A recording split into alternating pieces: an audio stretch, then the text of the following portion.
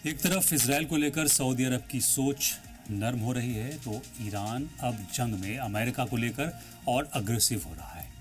ईरानी army के commander in chief अमीर Hatami ने ऐलान किया है कि किसी अमेरिकी फौज को मारने या पकड़ने वाले शख्स को $30,000 का इनाम दिया जाएगा और अगर ऐसा काम कोई औरत यानी फीमेल करती है तो इनाम की रकम दोगुनी यानी $60,000 होगी। हातमी का यह बयान ऐसे वक्त में सामने आया है जब ईरान और अमेरिका के बीच तनाव कम करने के लिए जून में हुआ समझौता अपनी मियाद पूरी कर चुका है और दोनों मुल्कों के बीच एक बार फिर बयानबाजी और दबाव बढ़ता नजर आ रहा है। हालांकि इस इनाम के ऐलान की खबर मीडिया रिपोर्ट्स में ही छपी है, इसे ईरानी फौज की तरफ से जारी किसी साफ रिटन ऑर्डर में सामने नहीं रखा गया है। लेकिन अगर वाकई ईरान इस बयान के तहत आगे बढ़ रहा है तो सलाम टीवी इस तरह की किसी भी कार्रवाई, एक्शन या हमले की हिमायत नहीं करता है।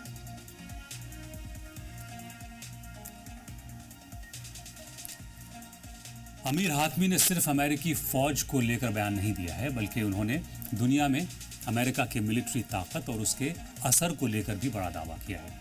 हातमी के मुताबिक हालिया जंग ने अमेरिका के मिलिट्री डोमिनेंस को कमजोर किया है।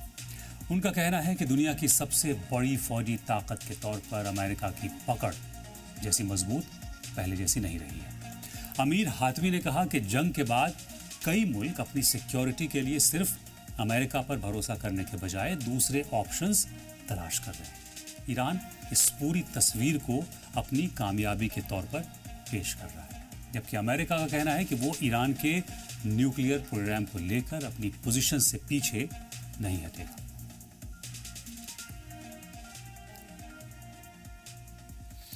डोनाल्ड ट्रंप की तरफ से हॉर्मूज स्ट्रेट को लेकर दिए गए बयान पर भी अमीर हातमी ने सीधा जवाब दिया है।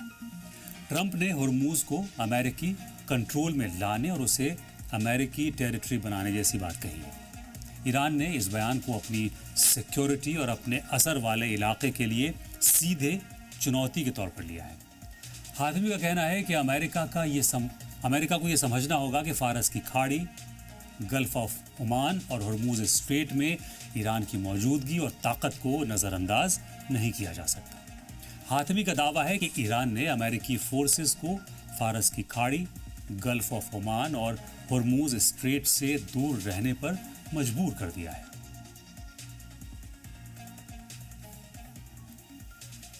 आपको बता दें कि ईरान और अमेरिका के बीच जून में जो एमओयू यानी समझौता हुआ था उसका मकसद जंग को रोकना और दोनों मुल्कों के बीच बातचीत का रास्ता खोलना था।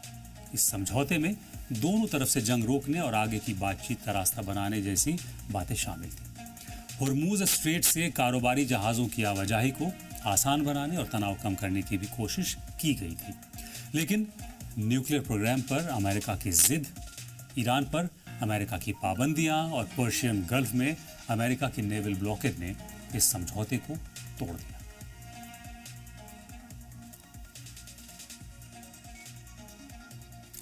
इसी बीच ईरान के आईआरजीसी के पॉलिटिकल विंग के हेड यादुल्ला जवानी की तरफ से भी सख्त बयान सामने आया है। जवानी ने कहा है कि ईरान की फौज हर तरह के कदम उठाने के लिए तैयार है।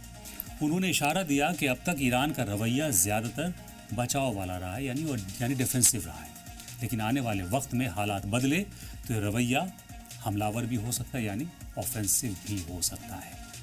उन्होंने दुश्मन को ऐसे हालात के लिए तैयार रहने की वार्निंग दी जिनकी उसे उम्मीद नहीं हो, यानी तेहरान की तरफ से अब ये मैसेज दिया जा रहा है कि अगर उस पर मिलिट्री प्रेशर बढ़ाया गया तो ईरान सिर्फ अपनी हिफाजत तक महदूद नहीं रहेगा बल्कि जवाबी कार्रवाई का दायरा भी बढ़ा सकता है।